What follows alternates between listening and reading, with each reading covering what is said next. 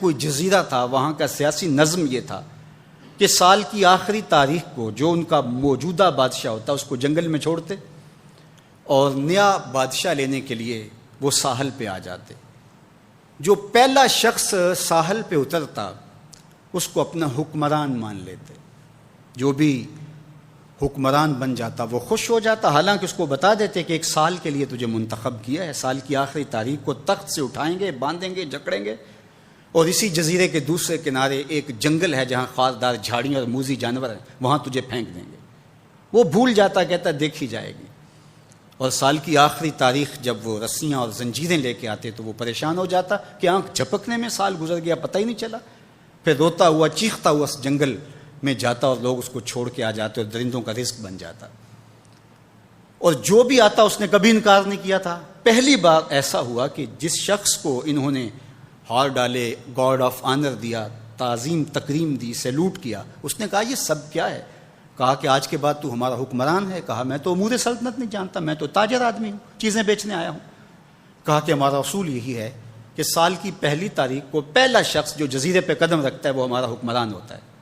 اس نے کہا میں تو امور سلطنت کو نہیں جانتا، تو یہ کس طرح ذمہ داری قبول کر سکتا ہوں؟ انہوں نے کہا کہ تمہیں کرنا ہوگی، اس کے علاوہ کوئی راستہ نہیں ہے، ہمارا یہ قانون ہے، ضابطہ ہے، اور یہ بھی بتا دیں کہ سال کی آخری تاریخ کو تجھے اسی جنگل کے دوسرے کنارے چھوڑائیں گے جہاں موذی جانوروں کا رین بسیرا ہے۔ تو اس نے کہا اگر انجام اتنا دردناک اور خطرناک ہے پھر تو میں بالکل جانے کے لیے تیار نہیں ہوں۔ تو انہوں نے کہا تو چاہے نہ چاہے باندھ کے بھی تخت پہ بٹھانا پڑا تمہیں بٹھائیں گے۔ اس نے کہا اچھا مجھے یہ بتاؤ کہ سال بعد میری بات مانو گے یا نہیں؟ اس نے کہا کہ ہاں، قانون میں تو ترمیم نہیں کر پائے گا، لیکن یہ ہوگا کہ تیرے انتظامی حکم ہم ماننے پہ مجبور ہوں گے۔ اس نے کہا ٹھیک ہے، میں تمہارا حکمران بننے کے لیے تیار ہوں۔ رومی بولتے ہیں کہ جب بھی کوئی شخص تخت نشین ہوتا تو وہ بھول جاتا کہ میرے 7 سال کی آخری تاریخ میں کیا ہونے والا ہے۔ وہ عیش و عشرت کرتا اور یوں وقت گزارتا، سال کی آخری تاریخ آنکھ جھپکنے میں آ جاتی۔ لیکن یہ پہلا شخص تھا، تخت نشین ہوتے اس نے پہلا حکم نامہ جاری یہ کیا کہ کمانڈوز بلائے جائیں۔ بلائے گئے، کہا اس جنگل میں چلے جاؤ جہاں تم بادشاہوں کو پھینک کے آتے ہو اور وہاں کے موذی جانور کاٹ ڈالو۔ پھر بلدیہ کے ملازمین بلائے، کہا جاؤ جا کے وہاں کی جھاڑیاں کاٹو۔ پھر معمار بلائے، کہا جا کے وہاں محل تیار کرو۔ کچھ لوگوں کو بلایا، کہا جا کے وہاں پھول لگاؤ، پھلدار درخت لگاؤ، سایہ دار شجر لگاؤ۔ پوری حکومتی مشینری اس جنگل کو کٹوانے، وہاں کے موذی جانور قتل کروانے اور وہاں خوبصورت محل بنوانے، کنویں کھدوانے اور پھلدار درخت لگوانے میں صرف کر دی۔ اب سال کی آخری تاریخ کو جب وہ زنجیریں لے کر آئے تو اس نے کہا کہ مجھے کیوں جکڑتے ہو، میں خود جانے کے لیے تیار ہوں۔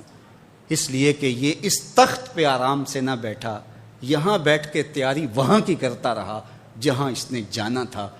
کافر اور فاسق دنیا کے تخت پہ عیش کرتا ہے، بھول جاتا ہے کہ میں نے کہاں جانا ہے، اور صالح مومن اس تخت پہ آرام سے نہیں بیٹھتا، جہاں جانا ہے اس کے لیے تیاری کرتا رہتا ہے۔ اور جب جنازہ اٹھتا ہے تو وہ کہتا ہے اجلوا بی ولا تؤخروا بی، دیر نہ کرو، مجھے جلدی لے جاؤ، میرا تو وہاں انتظار ہو رہا ہے۔ اور پھر جب وہ وہاں پہنچتا ہے تو القبر روضۃ من ریاض الجنہ، وہ جنت کے باغوں میں سے باغ بن چکی ہوتی ہے۔ وہ سارے تھور، ساری جھاڑیاں، ساری آگ اور وہاں کے سارے بھڑکتے ہوئے شعلے بجھا چکا ہوتا ہے، اپنے اعمال کے لشکر بھیج کے۔ ہم نے دیکھنا ہے کہ ہم یہاں آخرت کے لیے کچھ بھیج رہے ہیں کہ یہیں سب کچھ لٹا رہے ہیں۔